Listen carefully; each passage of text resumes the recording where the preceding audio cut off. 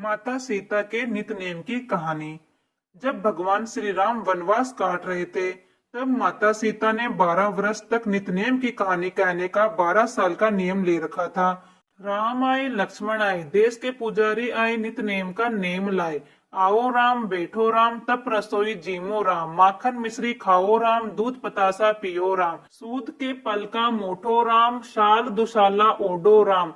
जब बोलू जब राम ही राम, राम सवारे सबके काम, खाली घर भंडार भरेगा, सबका बेड़ा पार करेगा। जय श्री राम, जय जय राम। यह कहानी सीता माता रोज कहती थी और श्री राम इसे सुना करते थे। एक दिन श्री राम को लक्ष्मण जी के साथ किसी काम से बाहर जाना पड़ा, तो सीता माता बोली, भगवान मेरे 12 वर्ष का नित्यनेम का नियम है, अगर आप बाहर जाएंगे तो मैं अपनी कहानी किसे सुनाऊंगी।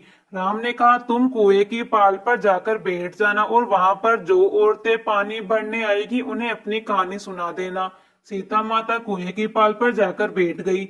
एक स्त्री आई, उसने रेशम की जरी वाली साड़ी पहन रखी थी और सोने का घड़ा ले रखा था। सीता माता उसे देखकर कहने लगी, बहन मेरे 12 वर्ष का नित्यनेम सुनने का नियम है, मेरी कहानी सुन लो। पर वह स्त्री बोली, मैं तुम्हारा नित्यनेम सुनने बैठूंगी तो मुझे घर जाने में देर हो जाएगी और मेरी सास मुझसे लड़ेगी। उसने कहानी नहीं सुनी और वहां से चली गई। घर पहुंचते पहुंचते उसकी रेशम जरी की साड़ी फट गई और सोने का घड़ा मिट्टी का हो गया। सास ने देखा तो बोली, यह किसका दोष अपने सिर लेकर आई है। बहू बोली, माताजी मैं भी हैरान हूँ, यह कैसे हुआ। मैं तो कुएं से पानी भरकर आ रही हूँ, पर कुएं पर एक औरत बैठी थी और उसने मुझसे अपनी कहानी सुनने को कहा, पर मैंने मना कर दिया। शायद यह उसी का फल है। सास तुरंत वही साड़ी पहनकर कुएं की पाल पर गई। सास को सीता वहां बैठी मिली और बोली, बहन मेरी कहानी सुन लो। बोली, एक बार छोड़, मैं तो 4 बार तेरी कहानी सुनूंगी। सीता माता बड़ी प्रसन्न हुई और कहानी कहने लगी। कहानी सुनकर सास बोली, बहन कहानी तो बहुत अच्छी लगी। वो स्त्री उनके चरणों में गिर पड़ी और फिर अपने घर चली गई। उसकी साड़ी फिर से रेशम जरी की बन गई और मिट्टी का घड़ा फिर से सोने का हो गया। घर पहुंची तो बहू बोली, सासू माँ आपने यहाँ कैसे किया। सास बोली, बहू तू जो दोष लगाकर आई थी, मैं तेरा दोष उतार कर आ रही हूँ। वो स्त्री जो तुझे मिली थी वह सीता माता थी, पुराने से नया कर देती है, खाली घर को भंडार भर देती है, सभी इच्छाएं पूरी करती है। बहू बोली, ऐसी कहानी मुझे भी सुनाओ। सास ने वही कहानी बहू को भी सुना दी। कहानी सुनकर बहू बोली, माताजी कहानी तो बहुत अच्छी है, इसे हम रोज कहा करेंगे। अब सास बहू रोज सवेरे उठकर कहानी कहने लगी। एक दिन उनके घर पड़ोस की एक औरत आई और बोली, बहन जरा सी आँच दे दो। सास बोली, आज तो हमने अभी तक नहीं जलाई। पड़ोसन बोली, तुम तो सुबह 5 बजे से उठी हो, फिर क्या कर रही थी। तो सास बोली, सुबह उठकर हम सीता माता की नित्य की कहानी कहते हैं। पड़ोसन बोली, यह कहानी मुझे भी सुना दो। कहानी सुनकर पड़ोसन बोली, अब यह सीता माता की नित्य की कहानी मैं भी रोज सुनूंगी। कहानी कहने से सीता माता ने पड़ोसन के भी भंडार भर दिए। धर्मराज जी की कहानी। किसी गांव में एक बूढ़ी माई रहती थी। वह बहुत नियम धर्म से व्रत आदि करती थी। एक दिन भगवान के घर से यमदूत उसे लेने आ गए और वह उनके साथ चल पड़ी। चलते चलते एक गहरी नदी आई तो यमदूत बोले, माई क्या तुमने कभी गोदान किया है। बूढ़ी माई ने उनकी बात सुनकर मन में श्रद्धा से गौ माता का ध्यान किया तो गौ माता उनके सामने प्रकट हो गई और बूढ़ी माई ने गौ माता की पूंछ पकड़कर नदी पार कर ली। वह यमदूतों के साथ फिर से आगे बढ़ी तो काले कुत्ते रास्ते में आए। यमदूत फिर बोले, माई क्या कभी काले कुत्ते को खाना खिलाया है। बूढ़ी माई ने मन में कुत्तों का ध्यान किया तो वह रास्ते से चले गए। जब बूढ़ी माई यमदूतों के साथ फिर से आगे बढ़ने लगी तो रास्ते में कौवों ने उसके सिर पर चोंच मारनी शुरू कर दी। यमदूत बोले, माई कभी ब्राह्मण की बेटी के सिर में तेल लगाया है। बूढ़ी माई ने ब्राह्मण की बेटी का ध्यान किया तो कौवों ने चोंच मारनी बंद कर दी। कुछ आगे बढ़े तो बूढ़ी माई के पैरों में कांटे चुभने लगे तो यमदूत बोले, बूढ़ी माई कभी खड़ाऊ आदि दान की है। बूढ़ी माई ने उनका ध्यान किया तो उनके पैरों में खड़ाऊ आ गई। बूढ़ी माई फिर आगे बढ़ी तो चित्रगुप्त जी ने यमराज से कहा, आप किसे लेकर आए हैं। यमराज जी बोले, बूढ़ी माई ने दान पुण्य तो बहुत किया है लेकिन धर्मराज जी का कुछ भी नहीं किया, इसलिए आगे द्वार के लिए बंद है। यह सारी बात सुनने के बाद बूढ़ी माई बोली, आप मुझे सिर्फ 7 दिन के लिए वापस धरती पर भेज दो, मैं धर्मराज जी का व्रत और उद्यापन करके वापस आ जाऊंगी। बूढ़ी माई वापस धरती पर अपने गांव आ गई और गांव वालों ने उसे भूतनी समझकर अपने दरवाजे बंद कर लिए। जब वह अपने घर गई तो उसके बहू बेटे भी दरवाजे बंद करके बैठ गए। बूढ़ी माई ने कहा, अरे मैं भूत नहीं हूँ, मैं तो धर्मराज जी की आज्ञा से वापस धरती पर आई हूँ 7 दिनों के लिए। इन 7 दिनों में मैं धर्मराज जी का व्रत उद्यापन आदि करूंगी, जिससे मुझे परलोक में जगह मिल सके। बूढ़ी माई की बातों से आश्वस्त होकर बेटे बहू ने उसके लिए पूजा की सारी सामग्री एकत्रित कर दी। लेकिन जब बूढ़ी माई कहानी कहने लगी तो उसके बेटे बहुओं ने हुकार नहीं भरा, लेकिन पड़ोसन ने सारी कहानी हुकारा भरते हुए सुनी। 7 दिनों की पूजा व्रत व उद्यापन के बाद धर्मराज जी बूढ़ी माई को लेने के लिए विमान भेजते हैं। सड़क का विमान देखकर बेटे बहू के साथ सारे गांव वाले सड़क जाने को तैयार हो गए। बूढ़ी माई ने कहा, तुम कहाँ तैयार हो रहे हो? मेरी कहानी केवल पड़ोसन ने सुनी है, इसलिए वही मेरे साथ जाएगी। सारे गांव वाले बूढ़ी माई से धर्मराज जी की कहानी सुनने का आग्रह करते हैं। जब बूढ़ी माई उन्हें कहानी सुना देती है, कहानी सुनने के बाद सारे गांव वासी विमान में बैठकर सुरग जाते हैं। तो धर्मराज जी कहते हैं, मैंने विमान केवल बूढ़ी माई को लाने भेजा था। बूढ़ी माई कहती है, धर्मराज जी मैंने जो भी पुण्य किया है उसमें से आधा भाग आप गांव वालों को दे दे। इस तरह धर्मराज जी ने गांव वासियों को भी स्वर्ग में जगह दे दी। हे धर्मराज जी, जैसे आपने बूढ़ी माई के साथ गांव वालों को भी स्वर्ग में जगह दी, उसी तरह इस कथा को कहने वाले, सुनने वाले और हुकारा भरने वाले सब पर कृपा करना। हनुमान जी की कहानी। किसी गांव में एक बुढ़िया माई रहती थी। उसके एक बेटा और बहू थे जो उसी के साथ रहा करते थे। एक बार जब कार्तिक का महीना आया तो बुढ़िया माई ने अपने बेटे से कहा कि वह कार्तिक स्नान के लिए जाएगी और 1 महीना गंगा जी के किनारे ही रहेगी। यह सुन बेटे ने अपनी पत्नी से कहा, माँ के लिए 30 लड्डू बनाकर दे दो ताकि वह पूजा पाठ करके खा सके। बुढ़िया माई की वो थोड़े गुस्से वाले स्वभाव की थी, सारे घर का काम उसके सर पर, ऊपर से लड्डू भी बना के दे। बहू ने गुस्से में आकर जैसे तैसे 30 लड्डू बनाकर दे दिए। बुढ़िया माई कार्तिक स्नान के लिए अपने घर से निकल गई, गंगा जी के किनारे पहुंची और एक झोपड़ी बनाकर वहां रहने लगी। वह रोज सवेरे उठकर स्नान करती, पूजा पाठ करके जैसे ही एक लड्डू निकालकर खाने लगती तो हनुमान जी बंदर के रूप में आते और बुढ़िया माई खुशी खुशी वो लड्डू उस बंदर को दे देती। बूढ़ी माई को बंदर को लड्डू खिलाने में बहुत खुशी मिलती थी। हनुमान जी बुढ़िया से बहुत खुश थे। इस तरह से कार्तिक का पूरा महीना बीत गया और सभी 30 के 30 लड्डू हनुमान जी बंदर के रूप में खा गए। जब कार्तिक का महीना समाप्त हुआ और बुढ़िया वापस जाने की तैयारी करने लगी तो हनुमान जी उसके सामने प्रकट हुए। उन्होंने बूढ़ी माई की झोपड़ी की जगह एक आलीशान महल बना दिया।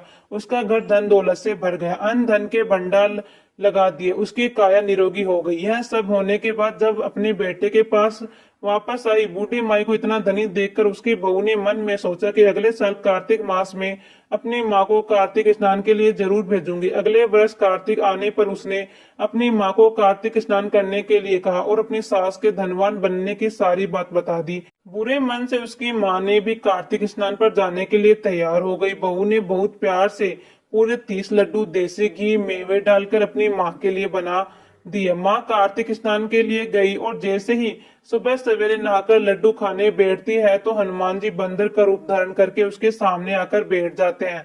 तो वह पत्थर मारकर उन्हें भगा देती है। कहती है, इस एक लड्डू में मेरा पेट तो भरेगा नहीं, तुम्हें और दे दूं। यह रोज का नियम था। पूरे 30 दिन तक यही चलता रहा। जब कार्तिक का महीना खत्म हुआ तो हनुमान जी फिर से प्रकट हुए और उन्होंने बहू की माँ की झोपड़ी को कूड़े के ढेर में बदल दिया और उसकी माँ को कोडन बना दिया। इधर कार्तिक का महीना समाप्त हो गया। उस बुढ़िया की बहू ने अपने पति से कहा कि कार्तिक का महीना समाप्त हो गया, आप मेरी माँ को गाजे बाजे के साथ लेकर आओ। लड़का जब अपनी सास को लेने गया तो वहां देखता है कि उसकी कुटिया की जगह कूड़े का ढेर लगा है और वहां उसकी सास कोडन बनी बैठी है।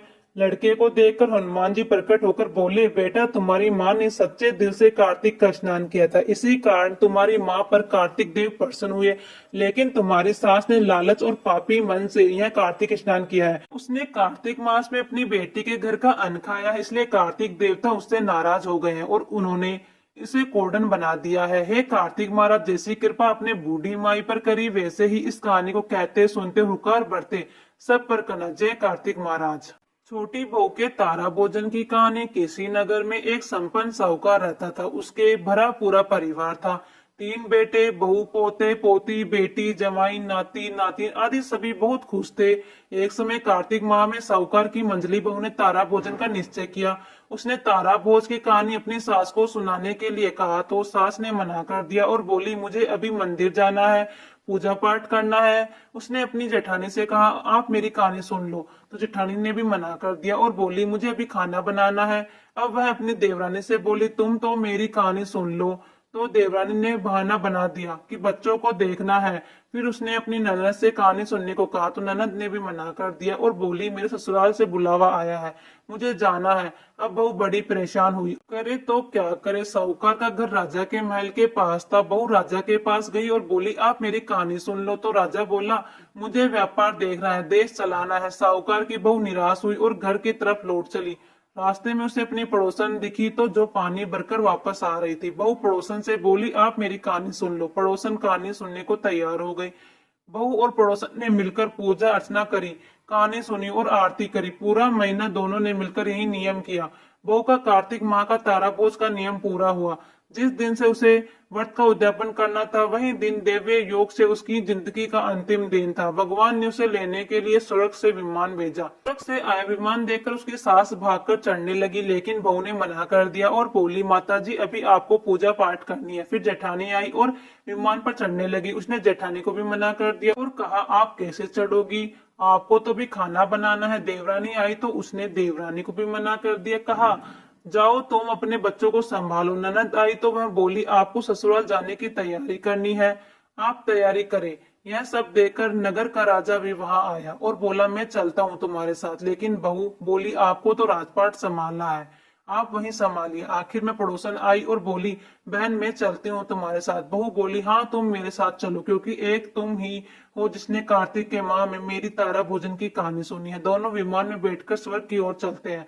तभी रास्ते में बहू को अभिमान हो जाता है और वह सोचती है, मैंने कार्तिक का पूरा व्रत कहानी कही, इसलिए मुझे स्वर्ग का वास मिला है। पर इसने तो कुछ भी नहीं किया, सिर्फ कहानी सुनी है, फिर मेरी वजह से इसे स्वर्ग का वास मिल रहा है। बहू मन में यह सोच ही रही थी कि अचानक भगवान ने उसे विमान से नीचे फेंक दिया। उसने पूछा, भगवान मेरा अपराध तो बता दीजिए, आपने ऐसा क्यों किया। तो भगवान बोले, तुझे अभिमान हो गया है, इसलिए तू धरती पर ही रह।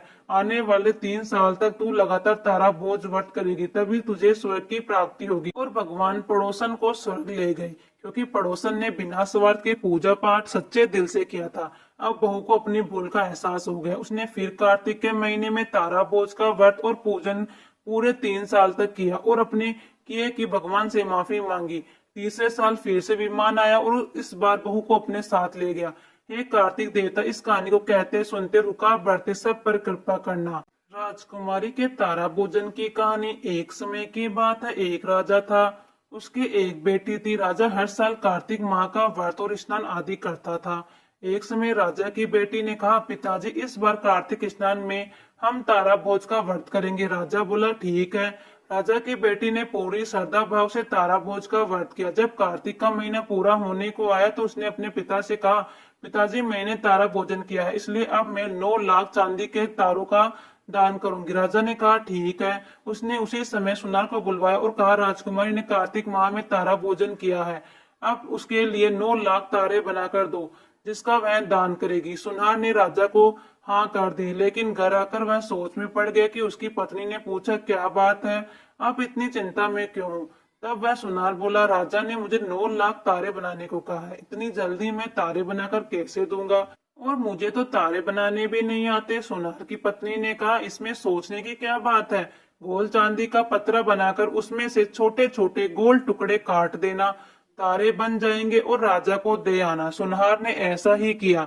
उसने पतरे से तारे काटकर राजा को दे दिए। राजकुमार ने 9 लाख तारों का दान किया। यह होते देख भगवान का सिंहासन डोलने लगा।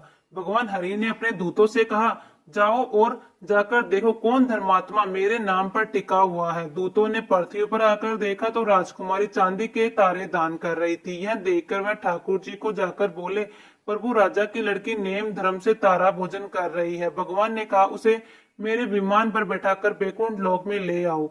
भगवान के दूत राजकुमारी को लेने पहुंचे और बोले, भगवान हरि ने तुम्हें बैकुंठ में बुलाया है। राजकुमारी बोली, मैं ऐसे नहीं जाऊंगी, जिसने मेरी सहायता की है सबको साथ लेकर जाऊंगी। दूत एक बड़ा सा विमान लेकर आए और सबको लेकर चले। रास्ते में उस लड़की के मन में अभिमान हुआ कि मेरे तारा भोजन करने से सबको बैकुंठ लोक की प्राप्ति हो रही है। ऐसा अभिमान देखकर दूतों ने उसे विमान से नीचे उतार दिया और कहा, तुम्हें अभिमान हो गया है, इसलिए अब तुम यहीं पर रहो। और वह दूध बाकी सबको लेकर श्री हरि के पास पहुंच गए। भगवान ने पूछा, इनमें से तारा बोझ करने वाला कौन है? तो दूतों ने कहा, प्रभु, इसमें अभिमान का भाव आ गया था, इसलिए हम उसे वहीं पृथ्वीलोक पर छोड़ आए, और जिन्होंने कार्तिक व्रत में उसकी सहायता की थी उन्हें हम यहाँ लेकर आए हैं। राजकुमारी ने भगवान श्री हरि से क्षमा याचना करी। भगवान ने कहा, अभिमान के कारण तुम्हारे अच्छे कर्मों का फल निष्फल हो गया। अब तुम फिर से श्रद्धा पूर्वक तारा भोजन करो, कार्तिक स्नान करो, तब तुम्हें बैकुंठ की प्राप्ति होगी। अगले वर्ष उसने फिर से श्रद्धा पूर्वक कार्तिक स्नान में तारा भोजन व्रत किया। भगवान के दूत आए, उसे लेकर बैकुंठ लोक को चले गए। हे श्री हरि विष्णु भगवान, जैसे राजा की लड़की के साथ पहले किया वैसे किसी के साथ मत करना, और जैसे बाद में उस पर कृपा करी वैसे ही इस कहानी को कहते सुनते हुकार बढ़ते सब पर कृपा करना। जय श्री हरि विष्णु।